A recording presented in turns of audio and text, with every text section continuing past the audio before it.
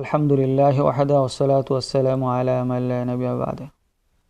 সম্মানিত প্রিয় দর্শক, কাছে দূরে দেশে বিদেশে যে যেখানে আছেন, আসসালামু আলাইকুম ওয়া রাহমাতুল্লাহি ওয়া বারাকাতুহু। আমরা অনেকেই জানি না যে ধর্মনিরপেক্ষতা কি। আমরা যারা সাধারণ মানুষ, আমরা যারা অল্প শিক্ষিত গ্রামগঞ্জে বসবাস করি, আমরা অনেকেই জানি না যে ধর্মনিরপেক্ষ সেটা কি। আসুন আমরা সংক্ষিপ্ত আকারে জানি যে ধর্মনিরপেক্ষ এই শব্দটা কি। যারা বিলাদে গিয়ে, পাশ্চাত্যে গিয়ে কিছু জ্ঞান পাপিয়ে আছে, যারা ওখান থেকে ওখানের কালচার গ্রহণ করে আমার সোনার বাংলাদেশে এসে, আমার সোনার বাংলাদেশ, তাওহীদি জনতার বাংলাদেশ, ইসলামপন্থীদের বাংলাদেশ, সেই ইসলামপন্থী বাংলাদেশে এসে তারা কী করে, তারা সেকুলারিজম, ধর্মনিরপেক্ষতাবাদ তারা কায়েম করতে চায়। সুতরাং ধর্মনিরপেক্ষতাবাদ বাংলাদেশে জনগণ গ্রহণ করবে না। ধর্মনিরপেক্ষতাবাদ বাংলাদেশের তাওহীদি জনতা গ্রহণ করবে না। ধর্মনিরপেক্ষতাবাদ কি? ধর্মনিরপেক্ষতাবাদ হচ্ছে যার বক্তব্য হচ্ছে চরিত্র, নৈতিকতা ও শিক্ষা ধর্মীয় নীতির উপর প্রতিষ্ঠিত হতে পারবে না, সেটাই হচ্ছে ধর্মনিরপেক্ষতাবাদ। ইংরেজিতে বলা হয় সেকুলারিজম।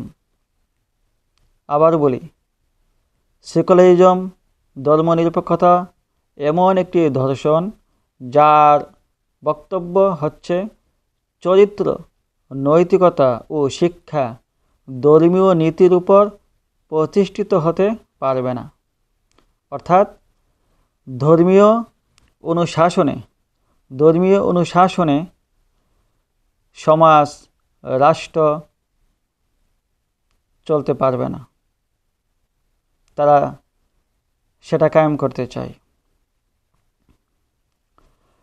সেকুলারিজম একটি কুফরি দর্শন। যারা সেকুলারিজম প্রতিষ্ঠিত করতে চায়, এই সেকুলারিজম, ধর্মনিরপেক্ষতা একটি কুফরি দর্শন। তার একমাত্র লক্ষ্য দুনিয়াকে দিনের প্রভাব মুক্ত করা। সেকুলারিজম একটি মতবাদ, তার কাজ হচ্ছে পার্থিব জগতের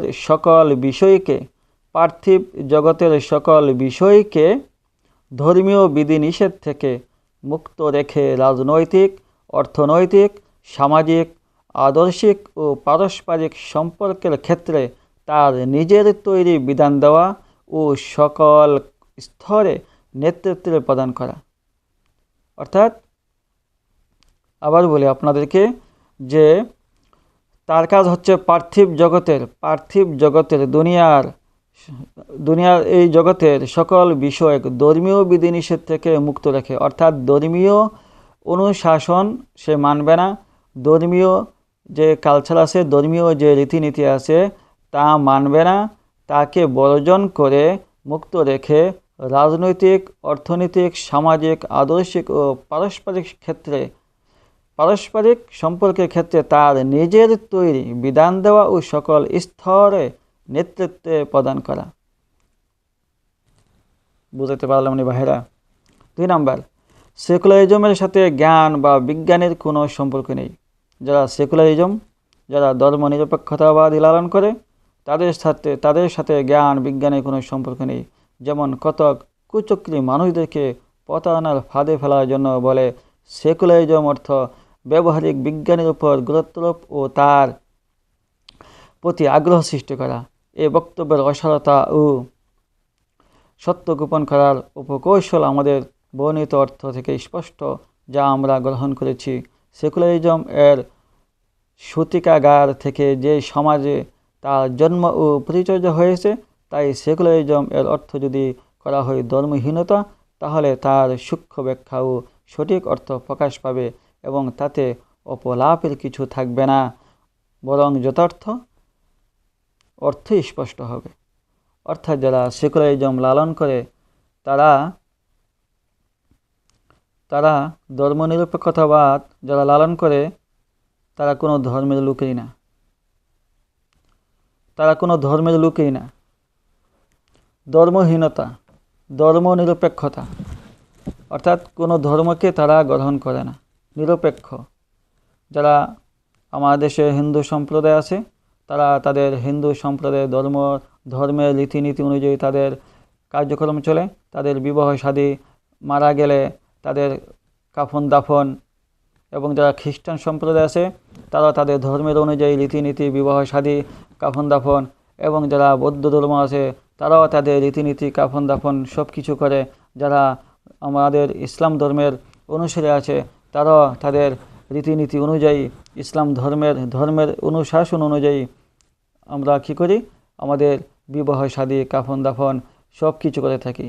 যারা ধর্ম মানে না, যারা ধর্মের রীতিনীতি মানে না, ধর্ম নিরপেক্ষতাবাদ, সেকুলারিজম, তারা তাদের জীবন কিভাবে পরিচালনা করবে? তারা মারা গেলে কি করতে হবে?